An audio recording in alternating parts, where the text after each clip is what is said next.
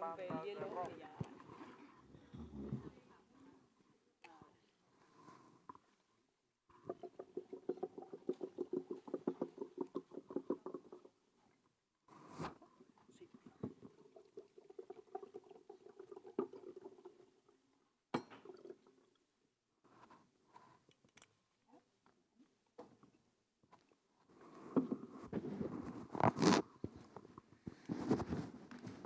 Egunon, buenos días. Bienvenidas a todos. Arratsaldeon.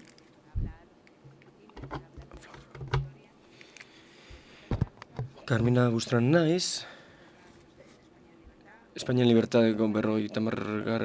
urte urreneko komisariotzako kidea naiz, eta hemen aditu zenbait ditut zinemaren eta historiaren alorrean. Nikolasen kasuan esan dezakegu historia garaikidean dela aditua, baina ikusentzunezko alorrean ere badu esperientzia, bere obran oso presente daude referentzia kulturalak. Nikolas Esma daukat nire ondoan, Grenobleko unibertsitatekoa, eta hementxe daukago Valeria Camporesi ere, Madriko unibertsitate autonomokoa, gaur egun Filmoteka Espainolako zuzendaria da, eta azkenik Santiago de Pablo daukagu, historia garaikideko katedraduna Euskal Herriko Unibertsitatean. Eskerrik asko hemen egoteagatik. Lehenik eta behin, atzo izan genuen proiekzio batekin lotu nahi dut, Victoria Eugenian izan zen, eta komisariotzak antolatu zuen zinemaldiarekin batera, hain zuzen. Film bat proiektatu genuen, eta uste dut oso ondo irudikatzen duela zertaz hitz egingo dugun hemen gaur. Diktadura frankistako filmen inguruko oso irudi zehatz ematen du. Canciones de la Guerra izan du filmak. Eta diktaduraren intrahistoriaz aritzen da, nolabait collage bat egiten du, artxiboko irudiena, eta kantuena, eta nolabait ia lau hamarkadako diktadura horren oso irudi zehatza egiten du. Canciones para después de una guerra izena du hain zuzen filmak, eta ez lehen esan duana.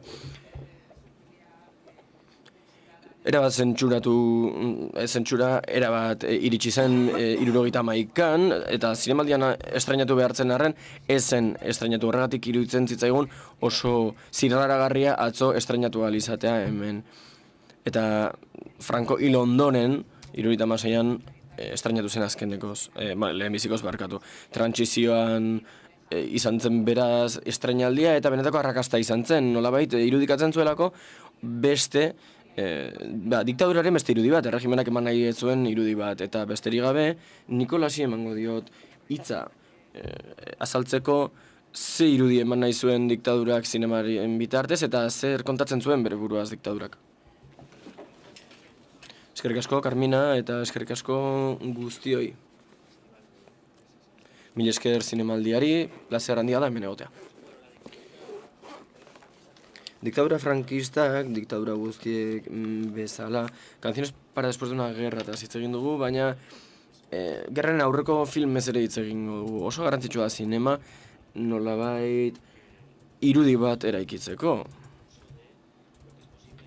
Are gehiago, posible denaz eta ez denaz aritzeko ere oso erreminta egokia da. El acorazado Potemkinen banaketa bat baimendu zen Espainian mugatu izan bazen ere, eta zineklub sare baten bitartez egintzen sindikatuen eta ezkerreko alderdien bitartez lortu zen hori, batez ere alderdi komunistaren bitartez. Dena den, 36ko udan kolpea iritsi zenean, estatu kolpea, itsas armada errebelatu nintzen, eta ofizialak itsasora bota zituzten. Hori etzen gertatuko ziurrenik, el acorazado Potemkin benetan haien gogoetan sartu izan ez balitz. Horrelako posible zenaren irudi bat eman zigun, edo eman zien azken finean, eta nolabait gertakari dramatiko bat izan zen. Honen bitartez hobeto ulertu daiteke zergatik eman zuen dimisioa zerak, itsas armadaren ministroak Suarezen gobernuan, Eta nolabait, zinemaren bitartez ematen zen ideiak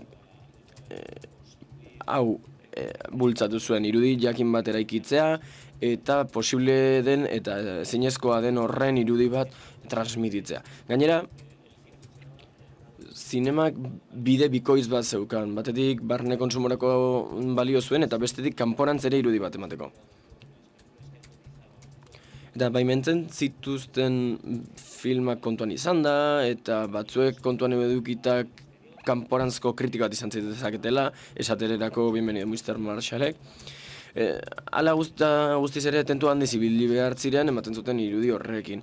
Bienvenido Mr. Marshall oso film emblematikoa izan zen, eta duela gutxi arte, ia duela 20 urte arte, ez zuen ingelesezko azpititulurik izan. Barne publikoarentzat azken finean duintasun irudi bat zen, naiz eta estatu batuekin akordioa egin, benetan kritika egin diezaiokegu, eta hori zen transmititu nahi zuten mezua, baina nazioartean ez zuen ia banaketarik izan. Baina bukatzeko nik uste adibiderik onena Raza filma dela, izan ere garbi irakusten du zenbateraino gustatzen zitzaion zinema diktadoreari, eta ez dakit bisitarik egin duzuen Pardoko jauregian, baina hor Frankok pelikulak ikusteko zeukan proiekzio aretoa ikus daiteke, esaten zen diktadoreak astean behin ikusten zuela Raza, agian ez zuen ondo ulertuko, ez dakit, baina Razaren bi bertsio daude, ez bat, baizik eta bi. Lehena bertsio bat editatu zen, gainera bi bertsioekin oso interesgarria da jasan baldin badezakezu bi bertsioak ikustea, izan ere lehenengoan kritika handia dago estatu batuen kontra, izan ere Kubako gerraren galeraren kultura horretan hasi zen Franco, txurruka nolabait aita irudikario moduan bizi izan zuen Frankok, eta horren bestez kritika handia dago estatu batuen kontra, baita mundu libertarioaren kontra ere. Izan ere garai hartan indar handia zeukan Espainian mundu horrek guztiak. Baina iritsi zen momentua estatu batuekin 1953ko akordiorako adostasuna bilatzekoa, eta nolabait Razaren beste bertsio bat egin zen estatu batuen kritika arintzeko, eta aldiz materialismo komunista kritikatzen zen gehiago, gorriak kritikatzen ziren, eta nolabait ikus daiteke nola erregimenak bere diskurtsoa eraldatu duen ikusleari ere moldatzeko nolabait. Eta hori da diktadura osoan jarraitu zen zerbait. Eta mezu bat ematen zuen oso garbia zer egin behar zuen familiak, zer egin behar zuen erregimenak, eta beste jauzi bat egingo dugu Razatik Desenkanto filmera. Familia frankistak irudikatzen ditu. Azaldu nahi duzu zer gertatu zen 30 urteko tarte horretan? Familiaren eta batasunaren barkatu akats hori azaldu dezakezu? Noski, diskurtsoa ezin da etengabe mantendu, egokitu beharra dago, eta gaitasun hori erakutsi zuen filmografia frankistak. Desenkantok nire ustez, azken finean beste pizkunde bat erakusten dugu zinema egitea noraino den posible irudikatzen duen pizkunde bat. Diktaduraren barruan mugak bilatzen zuen zerbait.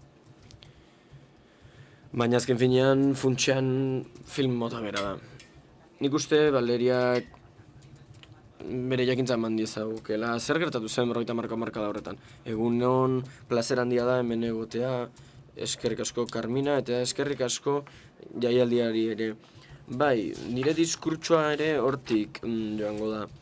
Zinema hitz egiten dugunean, beti kontuan izan behar dugu propaganda, ez baitakit zenbat jende egon zineten atzo Canciones para después de una guerra ikusten, Kolonen eta iritsiera nola irudikatzen zuen ikusi zen duten, izan ere erabat ridikulua zen, ze ikuslek onar dezake hori.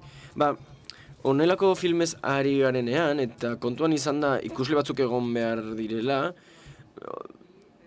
kasu horretan sekulako gai piloa pizten zaigu. Izan ere, Nikolasek oso ondo azaldu du zeintzen kontestua, baina honek bide ematen dit azaltzeko zinema historialariek benetan eztabaida handia dutela. Eztabaida dute zehazteko noiz hasi zen diktaduraren amaieraren hasiera, hau da, noiz sartu ginen trantsizioan. Indar handi batek dio 73an hasi zela. Espiritu dela kolmena egin zenean, izan ere hori izan zen, Donostiako zinemaldiko maskorrera hasi zuen lehen Espainiako filma. Hor badaude beste zenbait etorri ziren gaien atzetik, baina garai hartan, hobeto esan da, duela gutxiko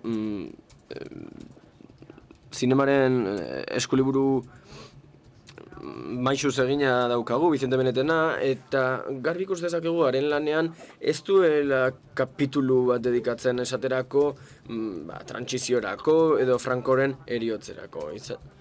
Aitzitik, modernizazioa ezartzen du zinema ulertzeko gako gisa. 70ko hamarkada horretan kultur aldaketa handiak egon ziren Espainiako gizartean, eta Espainiako gizartea da azken finean ikuslegoa, eta horrek nolabait inpaktu bat izan zuen ekoizten ziren filmetan. Eta oraindik ere, egoera legala zentsurak markatzen zuen, mugaketak, murrizketek, eta kontuan izan behar dugu gainera filma balio oso indartsu eta zehatzak transmititzeko bide bat zela. Bigarren hausnarketa honetan oinarritzen baldin bagara, ordea, eta ikusten baldin badugu kulturan eta gizartean izan ziren aldaketa horiek ezinbestean ñabardurak ekarri zituztela sortzen zen zinema horretan, ikus dezakegu urte horietan 3. bideko zinema deritzona sortu zela.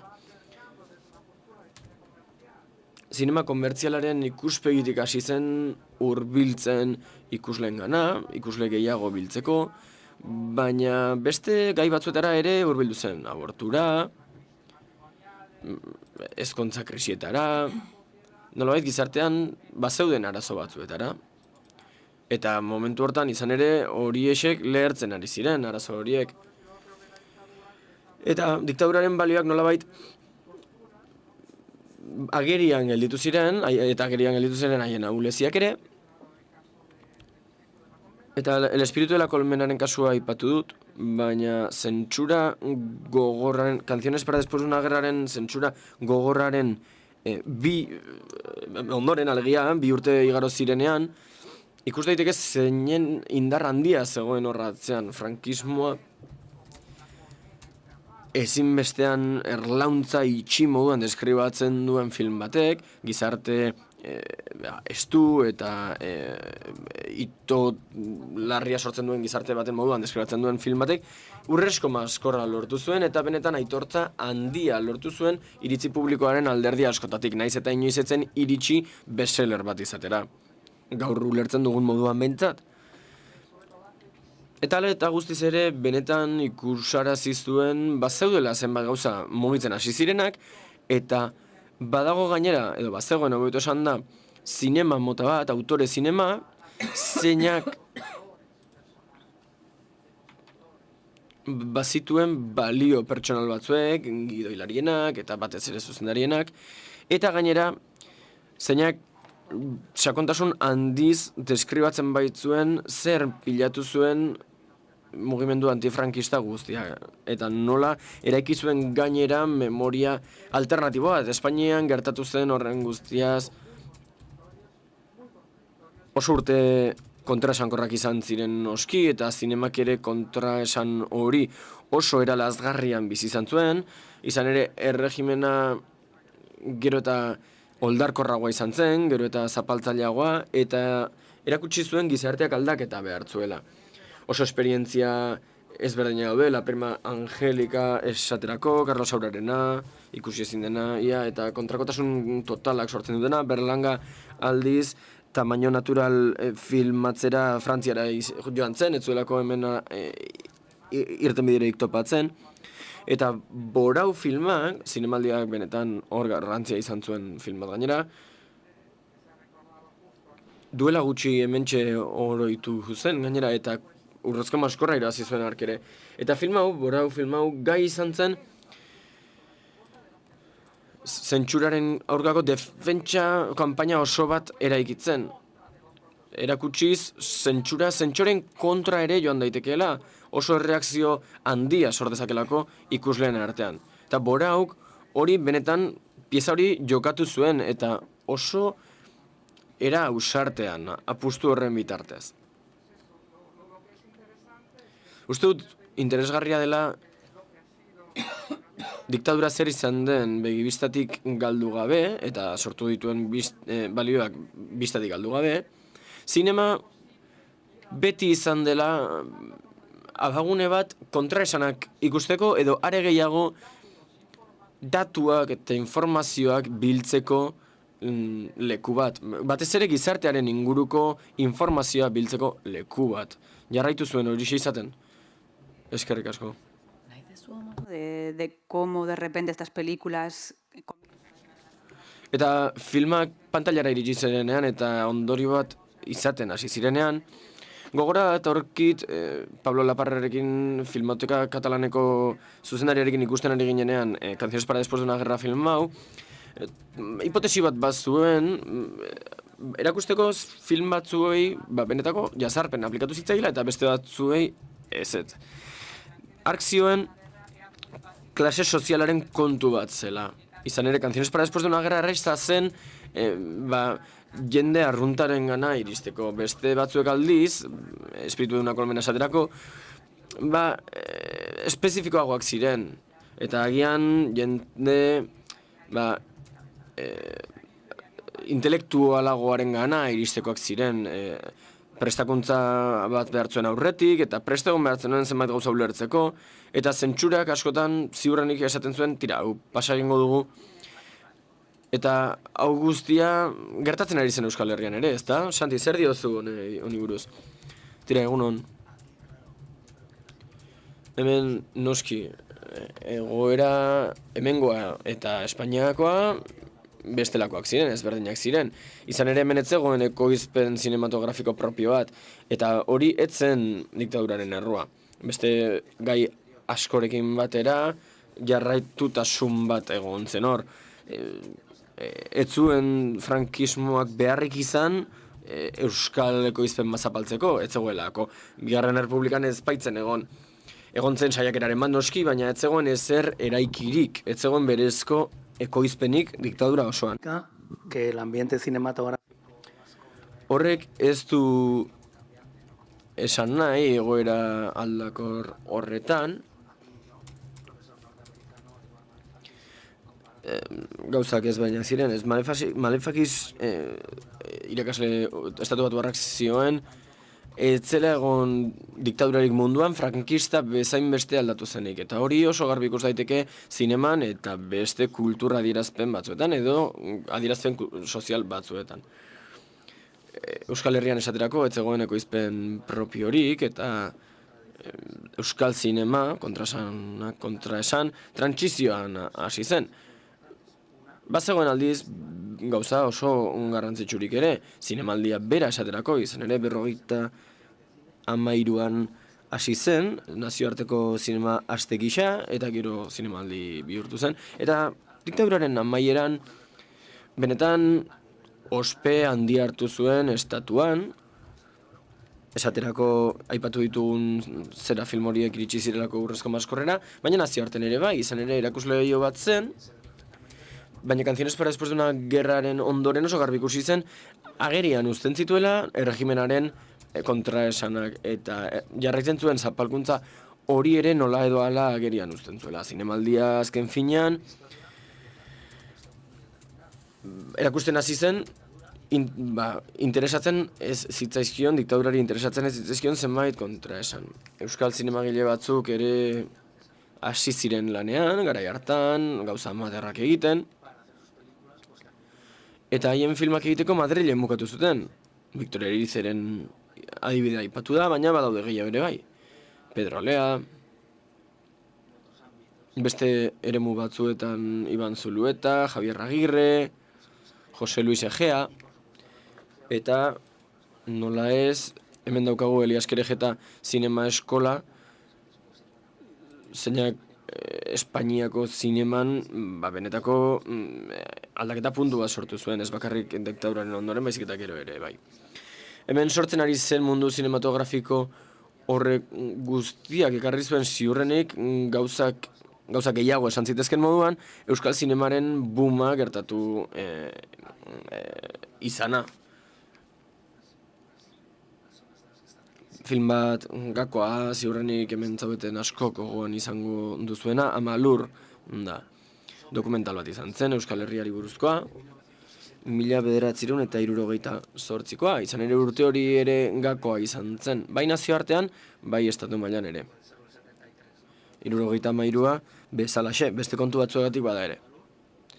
Kontuan izan behar dugu, Fernando Larrukart eta Nestor Basterretxearen dokumentala 78an estreinatu zela. Kontuan izan behar dugu, gauzak ulertzeko bere testu ingurua behar dugula. Eta horrelaxe ulertzen da raza edo espiritu dela konmena. Ez da dokumental etnografiko moduan ulertu behar, folkloriko moduan. Euskal Filmotekaren liburu bat argitaratu zen eta jende askok esaten zuen estanpatxoen bilduma bat zela. Josean esan dezaket hau, ezta? Rebordinosek idatzi zuen, zinemaldiko egungo zuzendariak. Hau estanpatxo bilduma bat da. Kabernikola nazionalista handienentzat gozamena izango dena, beste inorentzat ez. Film horrek badu, zati hori, agertzen dira dantzak, pilota, betikoa, ez da? Baina horrez gain badaude beste hainbat gauza ere. Eta uste dut bazegoela saiakera bat euskal hizkera zinematografiko propio bat sortzeko. Esan dezakegu agian porrot egin zuela, edo ez, baina bazegoen zerbait ezberdina, berezkoa. Eta aldarrikapen politiko bat ere bai. Frankismoaren azken honetan bezalaxe, beti tartekatuta zioan, baina oso presente zegoen. Egia da, zentsura tartean zegoela, eta plano batzuk kentzera behartu zuela, esaterako elurtutako Gernikako zuhaitzarena, Gernikako arbolarena, baina Espainia hitza agertzea ere zentsuraren lana izan zen. Baina harrigarria da zentsura pasa zuela. Eta ez aldiz zentsuratu izan ere, Euskal Herriaz herri sobirano gisa hitz egiten da, eta referentzia asko zituen gainera, etnografikoak eta folklorikoak bai, baina sozialak ere bai, oso indartsua gainera. Ezkerraldearena, langile borrokarena, eta nolabait zeharka bada ere horiek hor badaude. Noski arazoak eta kritikak egon daitezke, baina muga bat ekarri zuen. Izan ere, 78an Euskal Herrian esan zitekeena, 40ko hamarkan ezin zitekeen esan.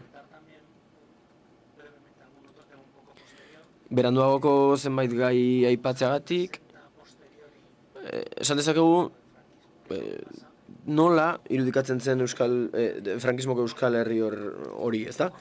76, 77 buelta horretan, hitz egin zitekeen zenbait gauzaz, eta Euskal filmetan diktadorea hiltzenetik frankismoa irudikatzen modu horretan, batetik boom bat egon zen. Izan ere aurretik gauzatzuk ezin ziren esan, baina ikuslek ikusi nahi zituzten. Eta hortaz gain, esango nuke ikuspegi partzial bat zegoela, mitifikatua. Eta benetan laburtzeko, bazirudien dena zela aurkakotasuna, eta bazirudien ez zegoela euskal frankistarik, eta bazegoen noski Espainiako edo zein lekutan bezalaxe.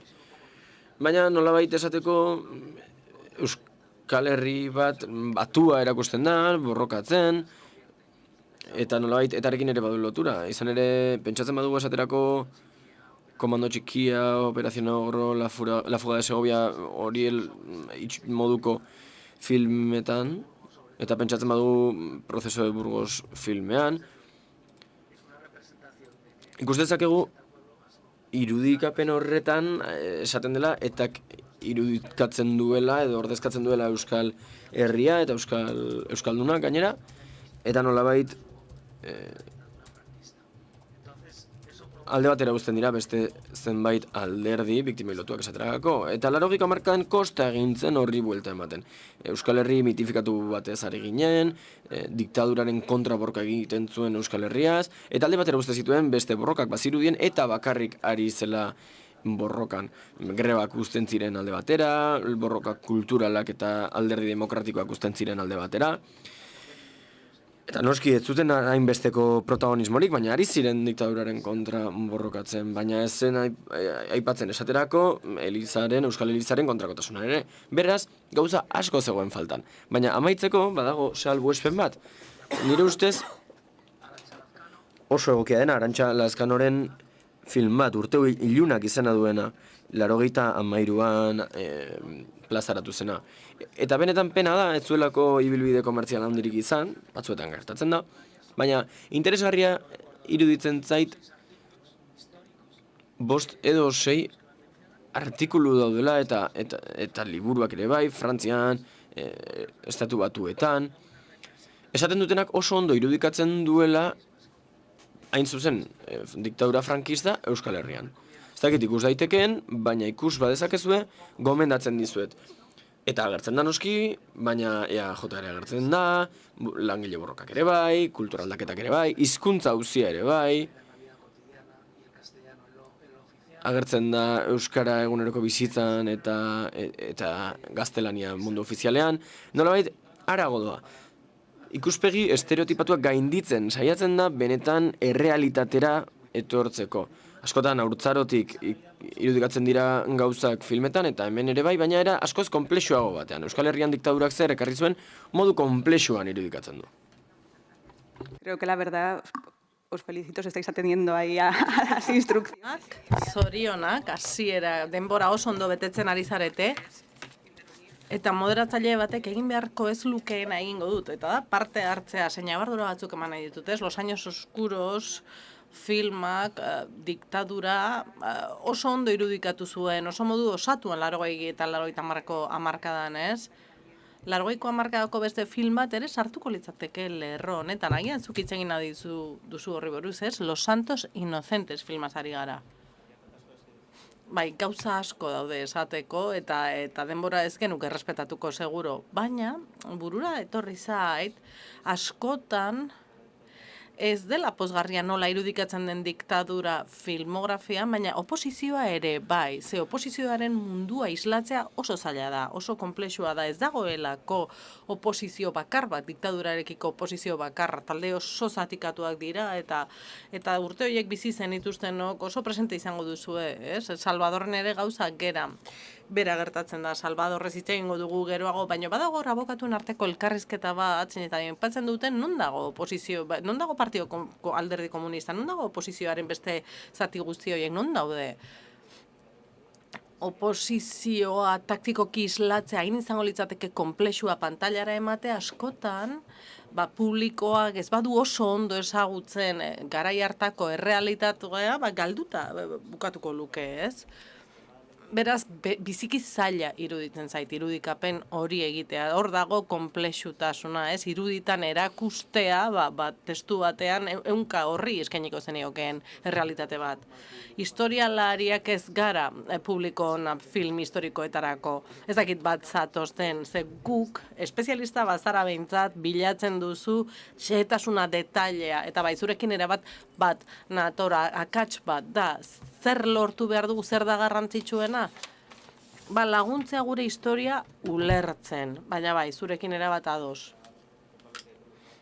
Eta Carminak esan duen horretara itzulita, badago film bat, film gutxietako bat benetan islatzen duena, historia zehatz bat, konplexutasun bat, hainbat mundu, naiz eta ez ikusi non bai daudenak, hori Los Santos Inocentes filma da, literaturaren harribitxia da, eta gauza bera zinemarekin filma ere harribitxi bat da. Adibidez, badago eszena bat hor, zen horretan etorrarazten dute Alfredo Landa gauza bat sinatzera eta X bat jarri beharrean, lortzen du bere izena idaztea. Eta esaten diote, orain zoaz Parisera osoaz eta erakutsi hau, ez? Eleberria errepasatzen baduzue, hauxe esaten dute, ez? Hau da ditxosozko kontzilioa, ez? Ideia jartzen dizkiena buruan. Orain, zerbitzariak ere jaunartzea egin nahi du. 3 minutu eskaseko eszena da, eta gauza asko ikusten dira hor kontzentratuta. Ikusten dugu ze jarrera aldaketa duen Elizak, nola izan behar dugun aintzat kanpoko presioa, nola dagoen baita ere pentsamolde aldaketa bat, semeak ez du propina nahi, ez du eskupekoa nahi, guardez edo zaintzaileen alabak jaunartzea egin nahi du, hor badago belaunaldi aldaketa bat, naiz eta zer ezaren erdian dagoen leku bat izan aldaketakara ere iristen dira, dena dago oso ondo lotuta, antzezpenak ere bikainak dira, eta filma bikaina da ulertzeko zer izan zen diktadura landagunean, eta nola den itxaropenak etxita egotea, itxaropenak galduta egotea, ez izatea inol promesa horiek ez sinistea, baizik eta bizirautea besterik gabe. Aldaketa bat dago belaunaldi berriekin. Eleberrian ezagoen gauza bat dago filman. Nola semeak egiten duen edo sartzen den soldaduzka egitera, ze hor ikasi dezake idazten irakurtzen, oso 80ko hamarkadako ezaugarri bat da, baina bai, benetan film horrek gauzak edo egitura osoa benetan, edo diktaduraren egitura benetan, edo esan bidez aipatu gabe oso ondo islatzen duena osotasun hori. 80ko hamarkadako edo 80ko hamarkadako filmat aukeratu beharko bagenu El Sur ere oso adibide ona da, baina hauek biak lirateke. Eta hitz egiten ari ginen nola urte hoietan, nahiz eta badauden gerraz eta diktaduraz hitz egiten duten filmak oso gutxik sakontzen dutela gaian eta oso gutxik transmititzen dituztela kontzeptuak, anekdota hutsean geratzen dira pasadizioan, ez?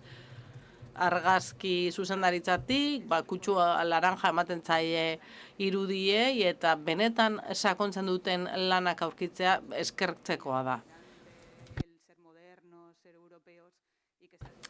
Aurrera jarraitzea, modernoak izatea, europarrak izateak, horrek hartu zuen lekua, eta etzen komeni diktadurari buruzko edo gerrari buruzko filmak egitea, edo ez ziren interesgarriak.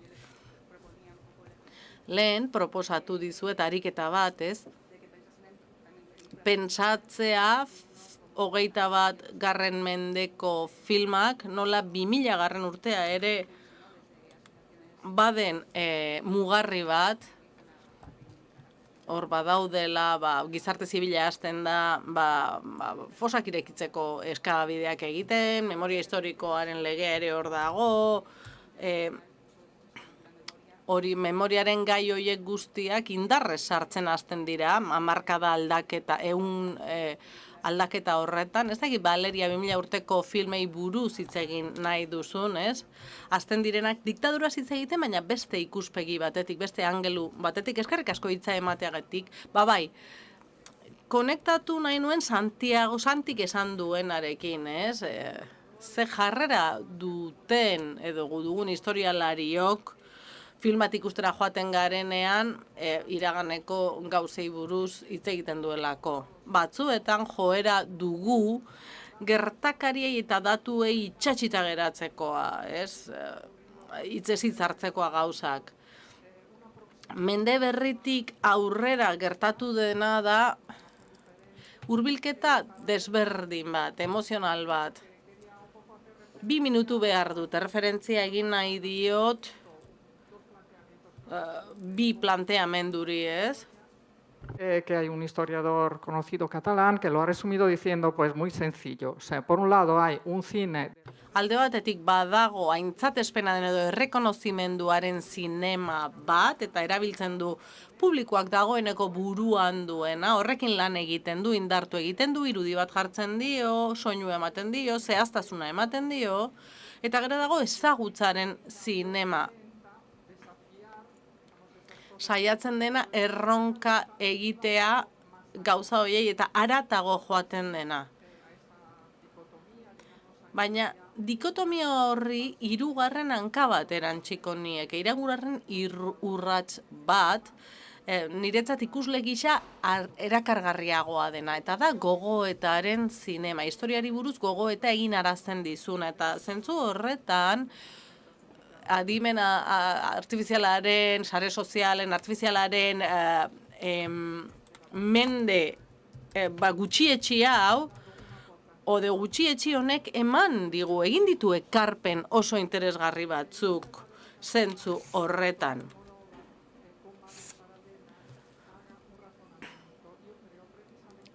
Adibidez, Almodóvarrek Madres Paralelasekin, La película, él lo que hace en fin de cuentas, y además lo ha dicho, o sea, Almodóvarrek film horrekin, Madres Paralelas filmarekin, egin nahi izan duen agian beste zerbait da, ez? Jarri du pixka bat, edo azpimarratu du dimentsio pertsonala, pertsonaia nagusia, Penélope Cruz, pertsonaia honek arazo bat du egia esatearekin, ez? Zerbait oso dramatikoa gertatu zaio, baina arazoak ditu egia esateko, eta gero, paraleloan badago arazo sozial bat, ez dela inoiz justiziarik egin, edo etzaiela justiziarik egin gerrako hildakoei. Eta bi maila horiek pertsonala eta politikoagoa konektatu egiten ditu amaierako irudi horiekin, irudi benetan unkigarriak eta oso ondo asmatu du. Ez hor ikusten ditugu hilotzak edo gorpuak eta gizaki biziak, ez? Eta zinemak baditu baliabide horiek, badu baliabide hori. Bidera gaitzake, ez horren beste aurkakotasun horietara, ez? Frankismoak irudikatzen duen aurkakotasun horretara, baizik eta bidera gaitzak esaten nuen bezala implikaziora edo implikazio emozionalera. Beste film batek ere oso ondo egiten du, La Trinchera Infinita filmaz ari gara. Horrek ere eramaten gaitu bide horretara. Eta dei egiten die gazteei, ez? Pentsatzera edo zer da diktadura baten pean bizitzea, uste dut oso gogo eta garrantzitsua dela. Gaur egun sentitu egin behar dugu gogo eta hori gure gorputzetan. Salvador filmaz ere hitz egin dugu. Eta Salvador filmak esnatu zuen nigan ere horrelako zerbait. Badago Daniel Brühlen plano bat, exekutatu egingo dute, edo itxaropen guztiak galduta daude ja. Eta lehenengo plano batean, aurrez aurre dago aktorea eta esaten du. Hau putakeria. Bai, borrokan, askatasunaren alde borrokan ari zen gazte bat. Bizikidetzaren arauak pitzatzen ari ziren testu inguru batean, gazte honi esaten diote, akatu egingo dutela, putakeria bat da. Eta horrela ulertu beharko lukete gazteek. Eta horixe da zine berrienak egin duen ekarpena, eta ni asko identifikatzen nahi zine berriago honekin. Batzuetan ondo dago, segu oso konbentzituta gaude zinemaren garrantziaz eta kulturaren garrantziaz, baina ondo dago pentsatzea edo berriz gogoeta egitea zergatik den garrantzitsua, zergatik handiren garrantzitsua da kultura eta zinema eta gauza hau ez hitz egitea. Bazegoen Carlos Herederoren kritika bat film handi hoiei buruz, 80ko zinema handi horri buruz, Secretos del Corazón filmaz, eta esaten zuen film honek ekartzen ziola gogora bere haurtzaroko usaina, bere amak ematen zion krema, horrera eramaten zuen unibertso, horretara eramaten zuen filmak eta zinemak oso ondo egiten du hori unibertso hauetara bidaiarazten dizu eta sentiarazten dizkizu gauza hauek, ez? Nola izango zateken zure bizitza egon bazina, une horretan egon bazina egon izan ez bazina. Ariketa hori proposatu nizuen, 2000 urtetik aurrera ekoitzitako filmat aukeratu beharko zenukete, hori diktadura islatzen duena, Madres Paralelas oso interesgarria da, Almodóvarrek bere ibilbidea hasi zuenean, esaten zuen, nik zinema egiten dut Franco inoiz existitu izan ez balitz bezala. Eta bere zinema ere aldatuz doa, Espainiako gizarte aldatzen doan einean. Zer esan nahi zenigun, Niko? Edo zer ekarri diguzu? Nik diktaduraren aurreko film bat ekarriko du izuet. Alejandro Amenabarrena, Mientras dure la guerra.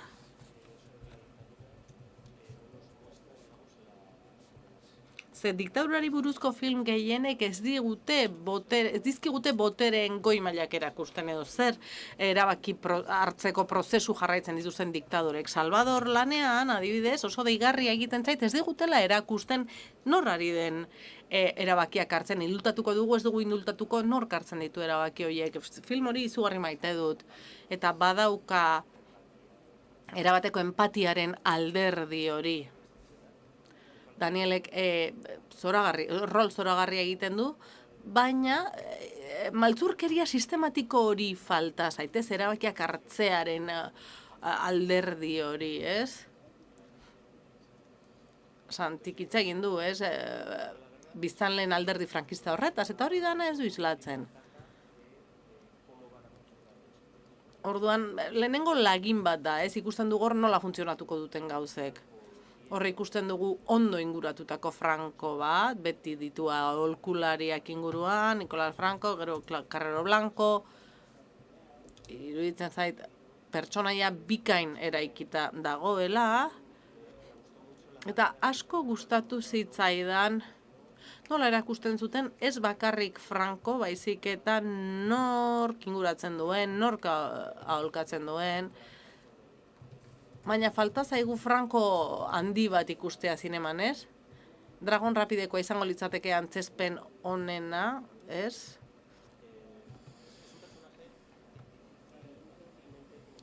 Zinemara eramateko zaila den pertsonaia bat da. Aktore batek bere egin beharko luke anbigotasun hori erakosteko. Zen mientras dure la guerrari iruditzen zait energia falta zaiola.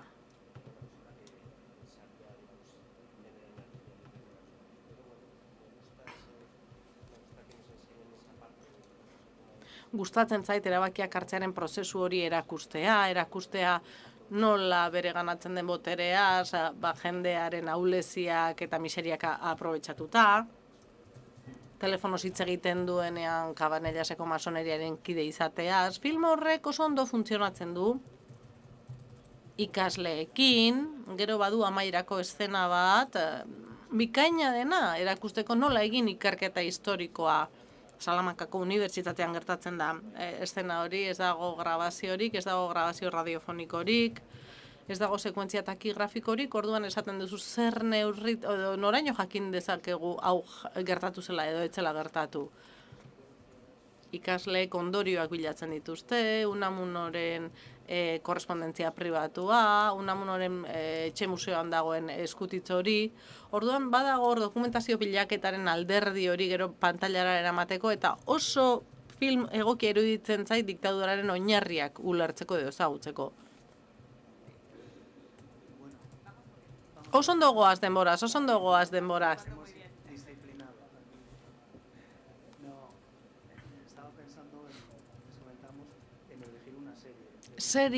Film bat aukeratu beharrean, serie bat aukeratzearei bueltak ematen nintzen. Ze gaur egun serie asko daude. Película en la sala y tal, y ahora mucha gente efectivamente ve más series y tal, ¿no? Entonces, Gaur egun jende askok serieak ikusten ditu, ez? Euskal Herriaz pentsatzen ari naiz, zuekin bat nator, esan dituzuenetako batzuek oso ondo islatzen dituzte diktaduraren aldakor baten hainbat alderdi. Film asko egon ahalko lirateke, diktadurari buruz eta Frankori buruz esaten zenuen bezala oso zaila da. Dokumentaletan ikusi izan dugu pertsonai hori, baina aktore batentzat erronka handia edo lan zaila da. Pertsonaia hau antzestu dutenek benetan ahalegin handia egin behar izan dute, baina Euskal Herriaz pentsatzen ari garela, La Línea Invisible bezalako serie bat adibidez, Mariano Barrosorena, oso interesgarria da, atera diren gaietako asko islatzen dituelako alde batetik. aholkularitza historiko oso ona dau, mientras dure la guerrak bezala, ez? Alde batetik saiatzen dira benetan zorrotzak edo zehatzak izaten, zehatz izatea benetan ez da, ezinezkoa da, idazterakoan ezinezkoa da, guk hitzetara pasatzen dugu errealitate askoz ere konplexuago bat, eta imposiblea da zinean hori irudiekin, aktorekin eramaten delako, baina 68 urteko film bat da, eta eginiko lehenengo heriotzari buruz, hilketari buruz, Jose Antonio Pardines Guardia Zibilarena, Xabi Etxeberri eta baita ere hildako lehenengo etakidearena, eta gero Meliton Manzanasen hilketa, ez, Irunen, benetan kasualitateak bultzatu beharran ondo antolatua izan zena. Orduan hori da, dakigun guztiarekin egindako lan bat, baina badago asmakuntza alderdi bat ere, zineman ezinbestekoa da asmatzea ere, bai. Pertsona batzuei hitzaien gustatu serie hau, hori, asmakuntzaren zati hori zegoelako, baina nire ustez bai, asmatu egin behar da, baina asmatu behar duzu pertsonaien koloreak, esan nahi, ez zuri ez beltz irudikatuta, bizik eta tonu gris horiek ere irudikatzeko moduan. Horrekin lotuta oso ondo erakusten du kolore paleta hori, ez? Errepresioaz hitz egiten digu, baina eguneroko bizitzaz ere hitz egiten digute. Kontatzen digute zergatikan mutiko batek, eta lehenengo etakidek zergatik erabakitzen duten pertsona hori, guardia zibil bat, bizkarretik hiltzea. Eta zergatikan beste momentu batean Meliton Manzanas torturatzen ari den, eta torturak agintzen, hemen Donostiko komisaldegian. Orduan, argilun horiek, pertsonaien anistasuna, egoeren anistasuna oso ondo islatzen du, eta animatzen gaitu gogo eta egitera, ez dana egintzat edo itxitzat ematera, horrek esan nahiko luke, pelikula txarra dela edo seria txarra dela. Animatzen gaitu, koitzak gure gogo eta egitera gertakariei buruz, eta horregatik aukeratu nuen. Oso ondo aukatzen da hori Valeri akzioenarekin, gogoetaren zinemarekin. Jakintzaren zinema, aitortzaren zinema, hau gustatzen zait, gogoetaren zinema, gustatu zait ideia. Pan Negre filma ere, Pan Negro Villarongaren film bat da. Nik hor mahai gainean jarri nahi nuen serien kontuarekin jarraituta. Televisión Espainolan badago serie bat, nik uste dut bere plataforman, RTV Play plataforman ikus daitekeena, Cartas a Eva. Eta oso ondo jasotzen du, edo pantailara eramaten ditu film horietan falta ziren gauzetako batzuk, ez? Gizarte borrokak, langile klaseak, kontzientzia dutenak eta parte hartzen dutenak, emakumeen protagonismoa, pantailara iristea kostatzen zaiena. Eta oso adibide ona iruditu zait, ez? Erakusteko konplexutasuna modu oso pedagogikoan egia da. Baina oso ondo lotzen da Villarongaren egiteko modu horrekin, ez? Pan Negran erabili zituen metodoekin, eta interesgarria da, ze gaiztoak ez dira hain gaiztoak, eta zintzoak ez dira hain zintzoak. Ez dakit Pan Negrez hitz egin nahi duzun, edo minutu batzuk ditugu, eta bestela galderen txanda ere ireki dezakegu. Beste bat ere bagenuen. Nik ez dut ikusteko denbora izan. De la novela de Chierves. Entonces, sí. Pues ahora nos contáis, entonces. ¿Quieres comentar Pan Negre? Dejamos... Pan Negre komentatu nahi duzu? Hola, iragarpen bat egingo dute, iragarpen publizitario bat hitza pasa baino lehen.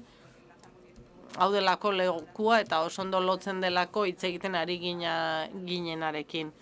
zinemaldiaren batzordearekin sortu dugu zinema gazteak memoria eta demokrazia, gauza hauei buruz asko hitz egiten dugu. Nola helarazi jendeari diktaduraren bizipen hauek guztiak, edo nola gogoeta egin arazi, askatasuna, demokrazia, gaur egun, jakintzat ematen direnak.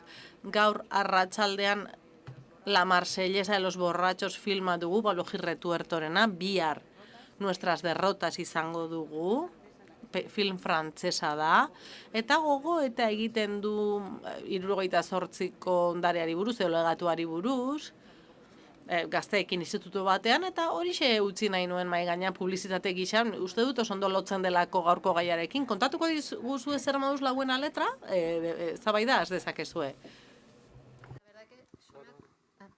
Me acordé de La Buena Letra cuando hablaste.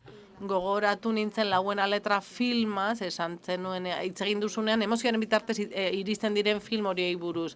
Film horrek ez du azpimarratzen testuinguru soziala edo ekonomikoa, ez dira ikusten bizilagunak jasartzen. Hori dana ez da ikusten. Hasieran bai tiro bat entzuten da, ez dakigu zer den, baina asko gustatu zitzaidan oso ondo konektatzen duelako, emakume batean zentratzen da asko, baina azkenean bi gizon eta bi emakume dira, eta erakusten digu nola bizi duten bestearekiko harremana, beste horrek, egoera horretan bizitzeko beste modu bat erakusten dienean. Batek planteatzen du zergatik izan behar duten gauzak horrela, beste batek onartu egiten du gauzak horrela direla, baina zalantzan jartzen ditu, hor zetipen desberdinak bizi ditu, oso film interesgarri eta polita iruditu zitzaidan. Rural. Sí, que es cierto que a veces ha quedado un poco fuera de la... Bai. Batzuetan irudikapenaz kanpo geratu da, filmak hirietan gertatu ohi dira, zuzendariak hirietan bizi direlako. Niri gogorarazi dit nola historia oso txikietatik erakutsi dezakezun zen miseria moral, edo zen miseria zekarren diktadurak. Ze askotan, 200 orriko liburu batek baino gehiago erakusten baitugu bi eszenatan, eta horrek erakartzen gaitu historialariak gara, historiaren tresnekin lan egiten dugu, baina badakigu ulertzen dugu ze botere duen film batek, eleberri grafiko batek, argazki erakusketa batek, serie batek urrutirago iristeko, edo publiko zabalago baten gana iristeko, eta mezua modu efektiboagoan helarazteko. Oso interesgarria iruditu zait zure iruzkina, gauza bat ikusarazten digulako. Ni ere historialaria naiz eta zinemaren arloan lan egin, 20. mendeko historialaria naiz. Egiten ditugun ikerketak gure galderetatik sortzen dira, eta oso baldintzatuta daude, gure testu inguruak baldintzatuta daude. Emakumeen gaia, zer falta da, une historiko horren deskribapena osatzeko askotan, ez gara konturatu ni lehenengoa, emakumeen begirada falta zitzaigula.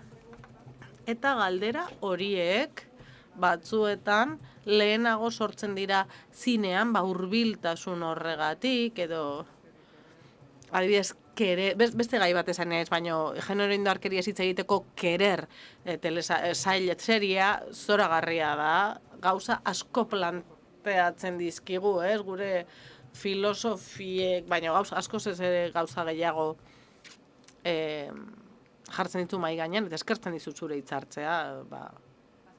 Ez dakit norbaitek zerbait esan nahi duen, galderaren bat duen, iradokizunen bat. Ez dakit filmen bat faltan bota duzuen, bideo hau gero zinemaldiaren webgunera joango da, eta komisionatuaren horrian ere jarriko dugu, eta nik uste dut zerrenda bat egin beharko genukeena gure playlista izateko, Gomendatuta, beraz, asko eskertuko genizueke zerrenda hori osatzen laguntzea eta esatea ze filmek egon beharko luketen hor zuen ustez. Te estoy llamando locamente. Sí, toda esa parte, o sea, es cierto que está muy bien que estoy viendo aquí caras jóvenes y luego creo que vamos a ir a interpelarles un poco. Hemen gazteak ikusten ari naiz eta uste dut gero zuzenean galdetuko diegula. Badiera gauza batzu jakintzatzen ematen ditugula eta homosexualitatearen horietako bat da, pentsatzea demokrazian askatasunez maitatu ahal izango dugula eta ez da hala, ikusten ari gara gainera oraintxe bertan baita beste herrialde batzuetan ere zalantzan jartzen ari den gauza bat dela. Beraz, hori gure zerrendara doa. Yo quería comentar algo que me parece importante cuando habéis hablado. Hitz egin duzue diktaduraz, baina uste dut hor nazioarteko testuingurua aipatzea garrantzitsua dela. Ni Argentinatik nator, orain bat diktadura bizi izan ditugu eta hor hainbat badaude hainbat porositate edo esango genuke, segunetan nor dagoen agintean eta zein den testuingurua. Orduan niri dagokik ganez, 78az edo 73az hitz egitea, bada hitz egitea Argentina mailan mugarri izan ziren data batzuetaz, trascendentzia handia izan zuten datak dira frankismotik harago. De ida y vuelta, ¿qué es lo que viene de la dictadura? Orduan ari nintzen diktadura horiek ere testuinguruan, nazioarteko testuinguruan jarri beharko liratekeela. Eta ikusi zer gertatu den leku bakoitzean. Ze globalizazioa askoz ere lehenago ikusi genuen, 80ko hamarkada baino lehenago ikusi genuen. Eta hor sinkronia historiko asko daude eta oso ondo etortzen da horiek ulertzea, batez ere gaztei begira ez badituzte alakoak bizi izan. Noski nazioarteko testuingurua ezinbestekoa da, Valeriak esan duen bezala batzuetan ez badago film bat, pentsarazten dizuna, adibidez ez dagoela pertsonaia femeninorik,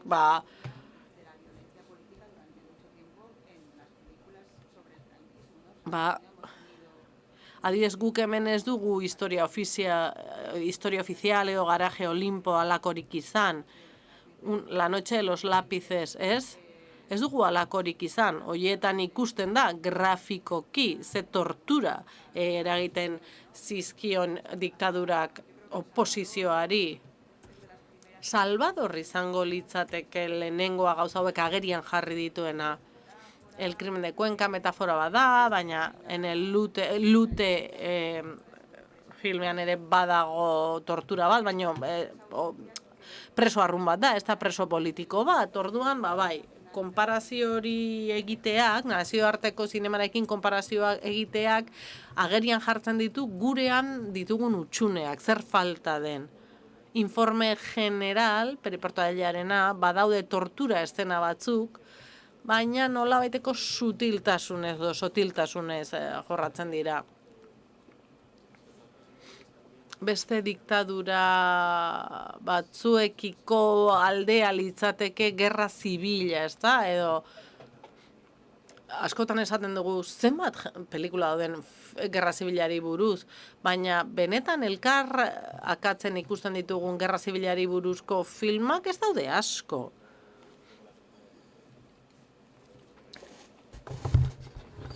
Eta Tierra y Libertad filma heldu zen arte, ez dut gogoratzen, Estatu Batuetako zinemarekin zerikusirik zuen ezer.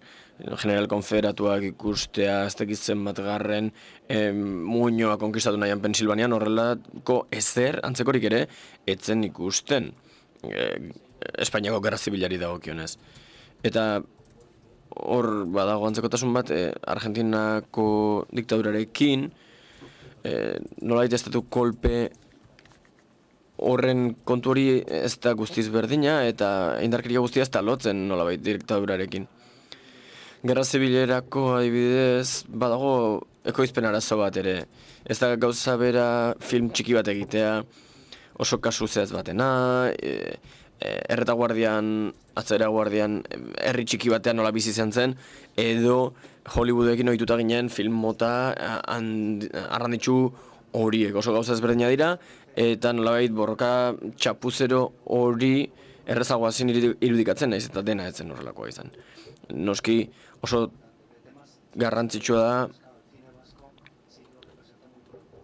torturen eta kontua ere tratatzea, eta euskal filmetan oso azkar heldu zen, baina esaterako estado de excepción oso goiztiarra izan zen, 76 izan zen, eta zentsurarekin arazoak izan zituzten.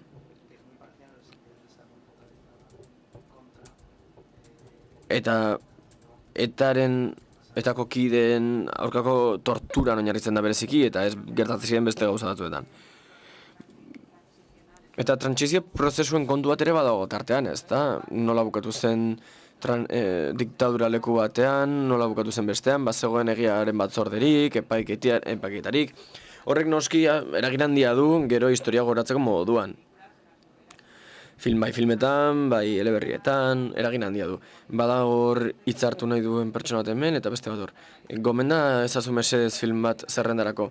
Argentinako film bat aukeratu nahiko bazenu, diktaduraren historiaz, demokraziaz, trantsizioaz hitz egiteko, zein aukeratuko zenuke?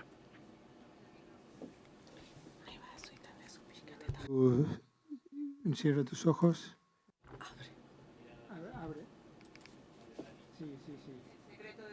El secreto de tus ojos, Darinena. Y Argentina, creo que- 1985. Mila bederatziehun eta laurogeita bostekoa, epaiketen ingurukoa, polemikoa da, era polemikoan berreraikitzen duelako.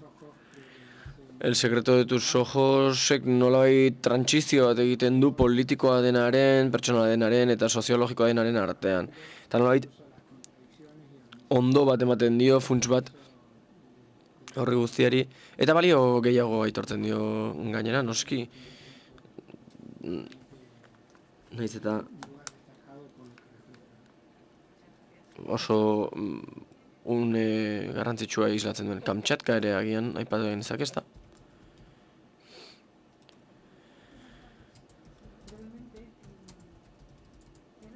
Galdetu nahi nuen, bizkor, zer erreferentzia emango zenituzketen gure gerra hitz egin zuten zinemagile kanpotarren inguruan.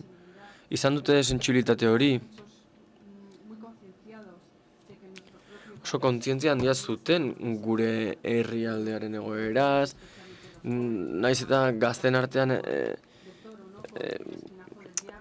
interes gutxi zuten. El Espinazo del Diablo esaterako Guillermo del Torok hortxe girotzen du kontu guztia posgerran, eta Laberinto del Fauno ere beldurraren giroa, beldurraren alorrean ere giro horretan jartzen du, eta horrek gazteak erakarri egiten ditu. Nolabait aukera paregabea da, beldurraren bitartez gazteek gure historiako zenbait garai ezagutzeko, bestela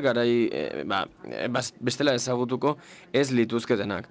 Eta nolabait horrela errazagoa da, erabat diktaduran eta gerran oinarritutako filmen bitartez egita baino. Bai, uste dut oso interesgarria dela atzerrian nola irudikatu den. Gaur egun, ala beste garai batzuetan, manituen batzuk, baina ez ziren garaikideak. Aspalditik esaten da David Simonek, The Wireren zuzendariak, HBO-rentzat nazioarteko brigaden inguruko telesail bat prestatu behartzuela, bere familiako batek egin behartzuelako. Ni Baltimorenaino joango nintzateke erregutzera, baina badirudi aspalditik ari direla eta ekoizpen arazoak izan dituela HBO-rekin. Nire ustez opari sekulakoa izango litzateke. Simonek gainera baduelako horrelako gauza parteko bat egiteko sakontasuna. Ikuspegi askotatik egitekoa gainera. Eta nik uste honen guztiaren interesa komertziala ere badela. Kontua da modan boladan egongo den kontua edo ez. El Día de la Venganza egintzenean, sekulako ekoizpena izango balitz bezala estrenatu zuten, Anthony Quinnekin, baina erabat ustekabean gelditu zen.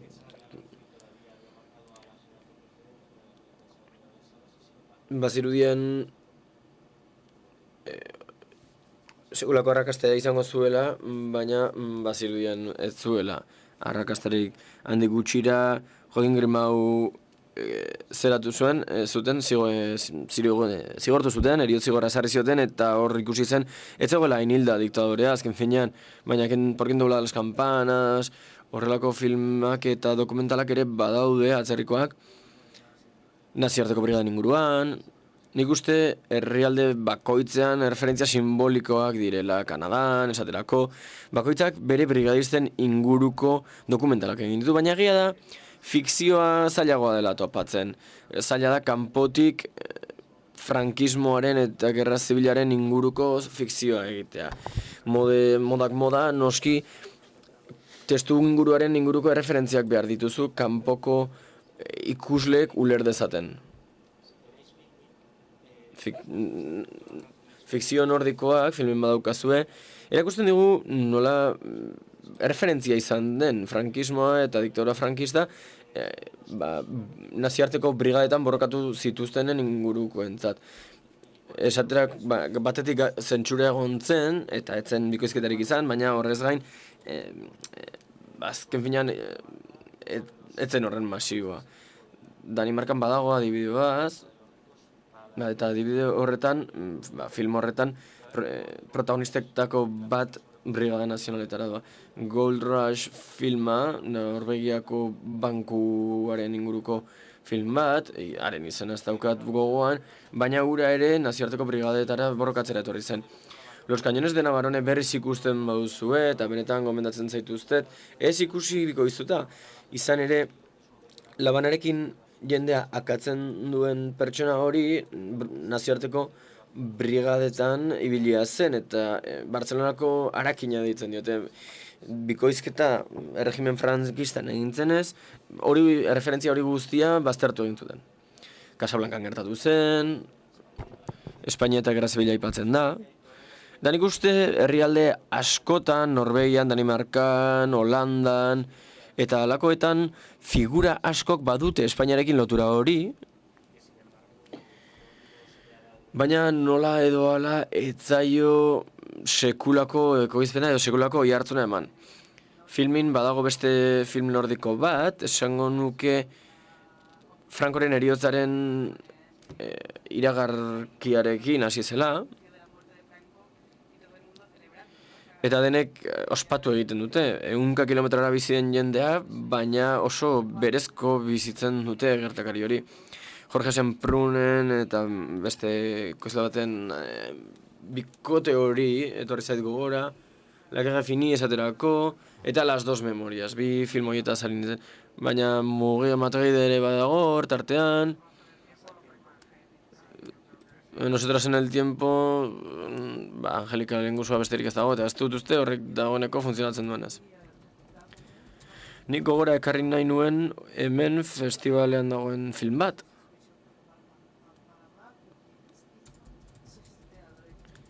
Ni ere zinema historialaria naiz, kanpotik ari naiz begira, El Balcón Vacíos ari naiz, erbesteaz ari da film hori, eta sekulako filma da, oso lazgarria,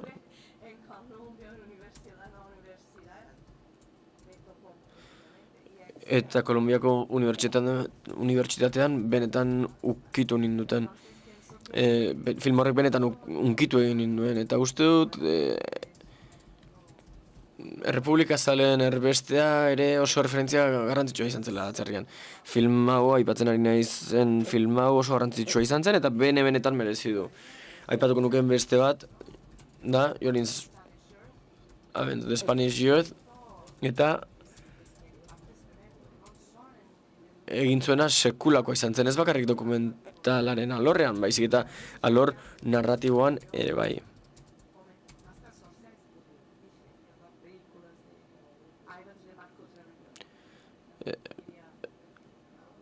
Eta bai, film hauek aipatu nahi nituen.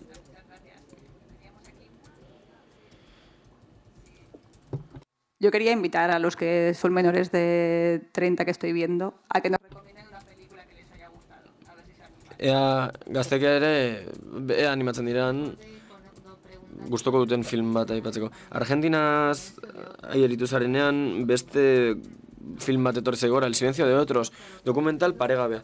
Ez du bakarrik kontatzen zer gertatu zen, baizik eta gainera, abokatu bat agertzen da, Argentinarra, Espainian erbesteratua dagoena, eta gogor saiatzen da Argentinan, Espainiako krimen frankistak epai daitezen.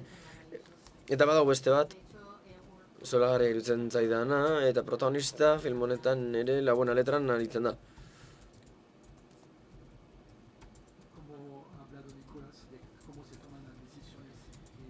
Nikolasek esan du oso garrantzitsua dela nola hartzen diren erabakiak, eta gogora ekarri dit duela gutxi ikusi nuen film bat, Txileko estatu kolpeari buruzkoa da, Frantzianeko itzi zen nire ustez, 75aren bueltan, eta aktore frantzes asko daude, baina ez daukat gogoan zein zen zuzendariaren izena egia esan. Galdera, iradokizun gehiago, zerrenda honetarako, iruzkin gehiago agian.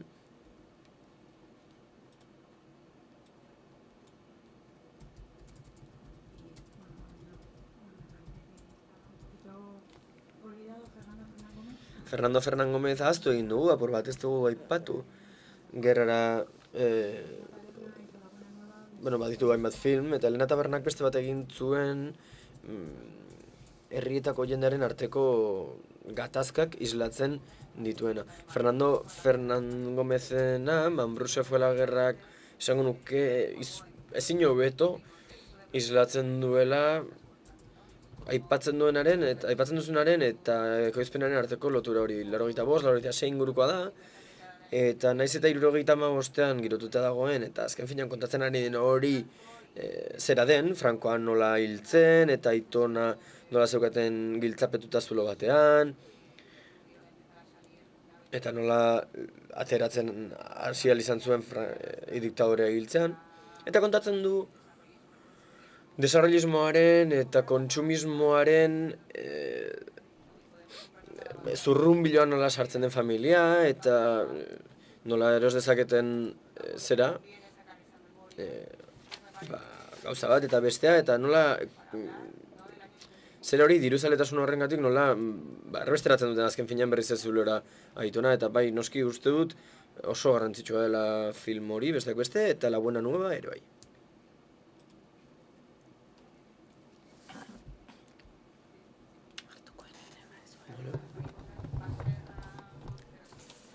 La lengua de las mariposas ere hor joko hori dago aurrekin eta nola transmititzen dugun hori guztia eskoletan. Beste bi serie, Las abogadas, ez dakit zer iruditzen zaizuen, baina niri ere oso gogorra egin zitzaidan. Eta Almudena Grandesek ere egin zuen Paciente del Dr. García, adibidez. Ez dakit, abogadas komentatu nahi duzuen eta itxiko dugu.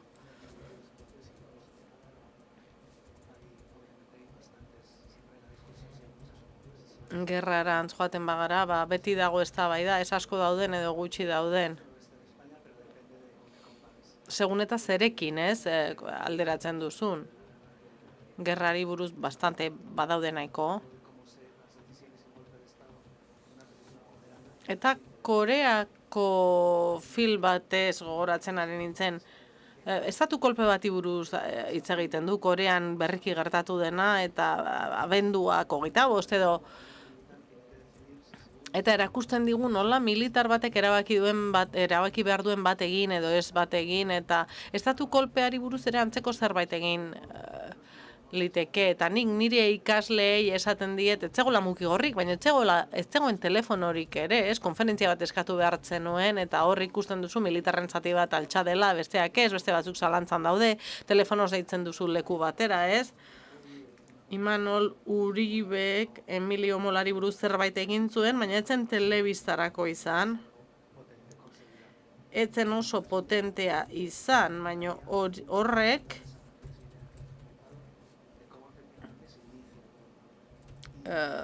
emango liguke ideia, nola hasten diren gauzak, ez Arde Madrid ere etorri zait burura, ez dakik ikusi duzuen serie hau, serie honek frankismo betean gertatzen da, eta interesgarria da alderdi emozionaletik, orduan gauza asko daude orain burura etortzen zaizkigunak, eta oso ondo dago proposatzen joatea. Zerrenda hau hor jarriko dugu egunean eta kolektiboki eraikiko dugu. Las Abogadas, ohar txiki bat. Eta da, edozein lanek, aukera ematen diguna gai batzuk mahai gainean jartzeko, adibidez, muturreko eskuineko talde radikal hoiek, transizio hori askotan modeliko gisa saldu nahi izan ditugu gutena eta benetan ez dena izan, erakusten digu ze garrantzitsuak ziren langile mugimendu horiek. Nik faltan ematen dut film horretan, batzuetan gehiegi jartzen dela arreta beraiengan, emakume hauengan, eta beste alderdia pixka bat atzean geratzen direla, ez kalean zeuden milaka pertsona horiek, auzoetan, kaleetan. Hor, 1976an, lehenengo hilabeteetan milaka greba egon ziren, eta grebak debekatuta zeuden. Beraz, aukeratzen da fokua emakume hauengan jartzea, alderdi sentimentalago batekin, baina iruditzen zait eztabaidari egiten zaion edozein ekarpen, eta nola serie horrek nola eman digun aukera, gauza hauez guztiez hitz egitenko, oso potentzia dela. El 47ek ere arazo bera izan dezake, zoragarria da, baina ez da inungo momentutan aipatzen komisioneseko kidea dela, edo ekintza kolektiboaren alderdi hori galdu egiten da pixka bat, eta heroiki jetezko bat erakusten zaigu. Ados nago, fikzioa behar da, emozioa behar da, protagonista bat behar da, baina ez da ezer gertatzen gauza hauek aipatzeagatik edo testuinguru kolektiboago batean jartzeagatik. 7 días de enero, Bardemena, Tefia, RTBV-ko seria, sarbide mugatua dut plataformarako, baina Las noches de Tefia.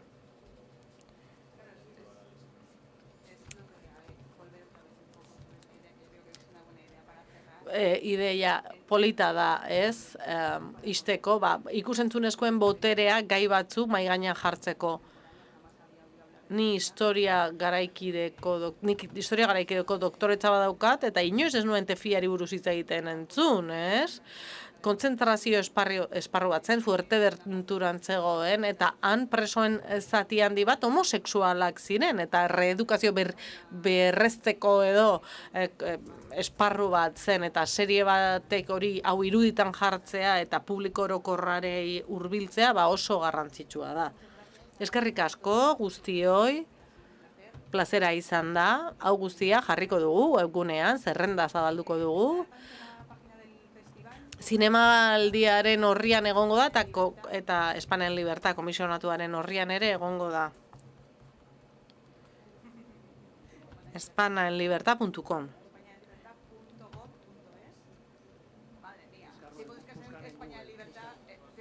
es.go.es. Eskerrik asko.